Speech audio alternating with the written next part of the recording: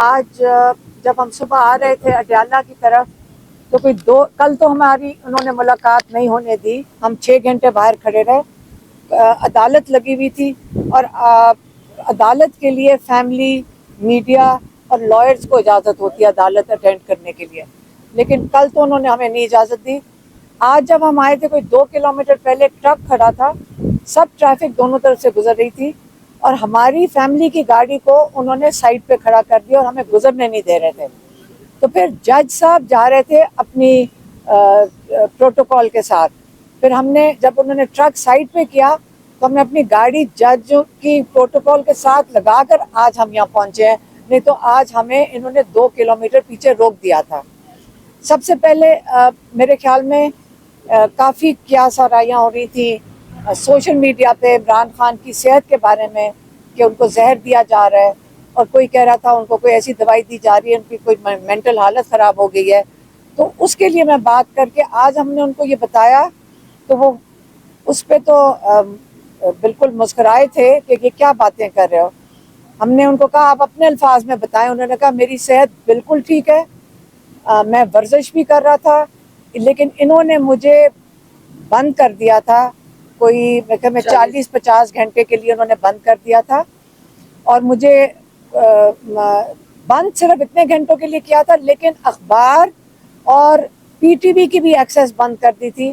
تو ابھی تک ان کو کوئی انفارمیشن, کوئی بھی انفارمیشن 23 تاریخ سے اب تک کوئی انفارمیشن باہر سے نہیں ملی, سوائے اس کے کہ یا جب یہ صحافی گئے ہیں کل اور آج, یا اگر جو ان کے جو کل لائرز گئے ہیں. تو یہ میں نے کہا پہلے کلیریفائی کر لوں. پھر ہم نے خان صاحب کے کو جو کافی چیزیں ہوئی ہیں, جو سانحہ ہوا ہے جس کو ہم اسلام آباد میسیکر کہتے ہیں, اس کے بارے میں کافی انفارمیشن دی, ان کو کافی ڈیٹیلز بتائیں. اور یہ کافی کچھ آپ کو پتہ ہے سب کو کہ سوشل میڈیا پہ بھی چل رہا ہے, اور کئی بچے جو یہاں پہ بھی کھڑے ہیں یہ ادھر موجود تھے, تو اس کے بارے میں بتایا. تو خان صاحب عمران خان کافی شوق میں تھے, مطلب کافی زیادہ شوق میں تھے. وہ تو باری باری پوچھے تھے کیا بات کر رہے ہو.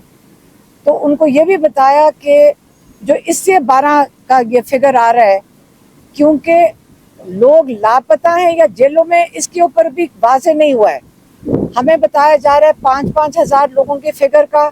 لوگ لواحقین اپنے رشتہ داروں کو جیلوں میں ڈھونڈتے پھر رہے ہیں, ان کو یہ نہیں پتا کہ کس جیل میں ہے. تو کیونکہ وہ اس وقت دعا کر رہے ہیں کہ ہمارے رشتہ دار جیلوں میں ہوں, ہمیں بھی رابطہ کر رہے ہیں, اس لیے ہمارے پاس یہ کافی انفارمیشن ہے. اور جو ڈیڈ باڈیز ہیں وہ لاپتہ ہیں. اگر انہوں نے ہمیں کہا کہ ساروں کو کہو جا کے کہ جیل ہسپتالوں میں جائیں, جو زخمی ہوں ان کا پتہ کرائیں, اور جو شہید ہو گئے ان کا پتہ کرائیں. تو ہم نے کہا کہ لوگ اگر جاتے ہیں ہسپتال میں تو ان کو اٹھا لیا جاتا ہے, اور اگر ان کو دھمکیاں دی جا رہی ہیں, رشتہ داروں کو دھمکیاں دی جا رہی ہیں, اور اگر کوئی ایف آئی آر فائل کرنے کی کوشش کرتا ہے اس کو دھمکی دی جا رہی ہے. انہوں نے کہا سب سے پہلے ایف آئی آر آپ لائرز کو بتایا, کیونکہ لائر تھے وہاں پہ, لیکن ہم کیونکہ وہاں کھڑے تھے تو انہوں نے کہا سب سے پہلے ایف آئی آر جا کر محسن نقوی اور شہباز شریف کے اوپر کرو, کیونکہ انہوں نے جو یہ قتل و غارت ہوا ہے بے گناہ انارمڈ, اور جو اپنا جو کہتے ہیں آئینی حق استعمال کر رہے تھے احتجاج کا, آپ نے ان کے اوپر ایف آئی آر درج کرنی ہے. ایک انہوں نے یہ کہا. دوسرا انہوں نے کہا کہ یہ جو ظلم ہوا ہے اور یہ جو انہوں نے لوگوں کو وہاں بلا کر ایک قسم کا ایمبوش کیا ہے, اور آپ نے دن سے سنائپر رائفل سے کیا ہے اور رات پہ تو آپ نے آ کے پوری ایک بریگیڈ لا کر اس سے حملہ کروایا ہے بالکل اندھیرے کے اندر. انہوں نے کہا یہ لال مسجد کا جو واقعہ تھا یہ اس سے بھی بڑا سانحہ آپ نے کر دیا ہے. اور انہوں نے کہا کہ جو 71 میں ہوا تھا جب یحییٰ خان کے وقت میں ایک وہ سانحہ تھا, پھر آپ نے اکبر بگٹی کے ساتھ جو کیا, آپ کا خیال ہے کہ اس کے بعد آپ بندے کو ختم کر دیں, اس کے بعد چین آ جائے گا؟ آج تک بلوچستان میں اس چیز کو بھولا نہیں گیا اور یہ یاد رکھتے ہیں. اور یہ اس قسم کا جب آپ اٹیک کرتے ہیں, اس سے غصہ کم نہیں ہوتا, اس میں رنجشیں ختم نہیں ہوتی, اس میں بڑھتی ہیں. اور اس وقت انہوں نے کہا غصہ بہت زیادہ بڑھے گا.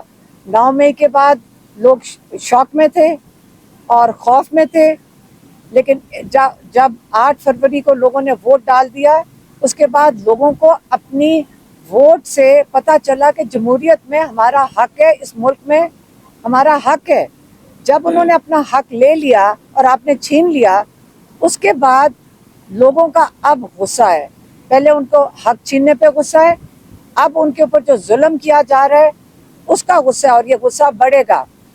آپ یہ سمجھ لیں کہ ظلم کرنے سے آپ بھول جائیں کہ لوگ گھروں میں بیٹھ جائیں گے اور آرام سے یہ ظلم سہ لیں گے. وہ اپنے حق کبھی نہیں بھولیں گے. عمران خان نے پاکستانیوں کو کہا ہے, یاد رکھنا کہ ظلم, ہم نے کہا تھا کہ ہم ظلم ہوگا, مشکل آئے گی, قربانیاں دینی پڑیں گی, لیکن یہ نہیں مطلب کہ ہمیں دکھ نہیں ہے اس کا. اللہ تعالیٰ شہیدوں کو اونچے درجے دے, کیونکہ ان کی قربانیاں کبھی بھولی نہیں جائیں گی. لیکن اس کا یہ نہیں مطلب کہ 24 کروڑ لوگ اپنا حق بھول جائیں لینا. ابھی بھی آپ نے اٹھنا ہے. انہوں نے کہا ایک لاسٹ کارڈ ہے جو میرے پاس ہے, جو آپ کو کسی کو نہ بتاؤں گا, نہ پتہ چلے گا, لیکن وہ میرے پاس ہے, لیکن ابھی استعمال نہیں ہوگا. لیکن اس وقت جیسے کہ جو سسٹم کہتا ہے, ہم اپنی عدالتوں میں جائیں گے, ہم سپریم کورٹ میں جائیں گے, ہم اس ظلم کے خلاف کہ آپ نے سنائپر رائفل سے لوگوں کو, اپنے لوگوں کو, انعام لوگوں کو جن کے پاس کوئی ہتھیار نہیں تھا ان کو مارا ہے. سپریم کورٹ میں جائیں گے, ہم انٹرنیشنل اداروں کے پاس رپورٹ ہیومن رائٹس ابیوز کی, اس قسم کی چیز دنیا میں نہیں دیکھی گئی, یہ دنیا میں نہیں دیکھی گئی, آپ چھپا نہیں سکیں گے, یہ سب کچھ باہر آئے گا. اور انشاءاللہ ہم اس کو پرسیو کریں گے, اور اپنے لوگوں کو وہ ہدایت آپ کہتے ہیں ہم کروں گا کہ اس کو بالکل لوکل لیول پہ بھی, سپریم کورٹ میں بھی اور انٹرنیشنل بھی, آپ اس کا پورا بھرپور طریقے سے اس کو ہائی لائٹ کریں. یہ ان کا پیغام تھا, یہ میں نے آج آپ کو دے دیا. میڈم یہ بتائیے گا, اس احتجاج کے بعد ظاہر ہے لوگ شہید ہوئے, اس پر سارے لوگ مذمت کرتے ہیں اس واقعے کی, لیکن اس کے بعد جو پارٹی کے اندر ڈسکشن ہو رہی ہیں, آپ کی طرف سے بھی 1-2 ٹویٹس ہوئی کہ کنٹینر سے آواز بھی بند ہوگی, لائٹیں بھی بند ہوگی. اسی طرح آپ کی دوسری بہن نے ایک ٹویٹ کی کہ بشریٰ بی بی کے متعلق, مشال یوسف کے متعلق, یہ ساری جو باتیں ہیں اس پر خان صاحب نے کیا کہا, اس کی انویسٹیگیشن ہوگی؟ اچھا.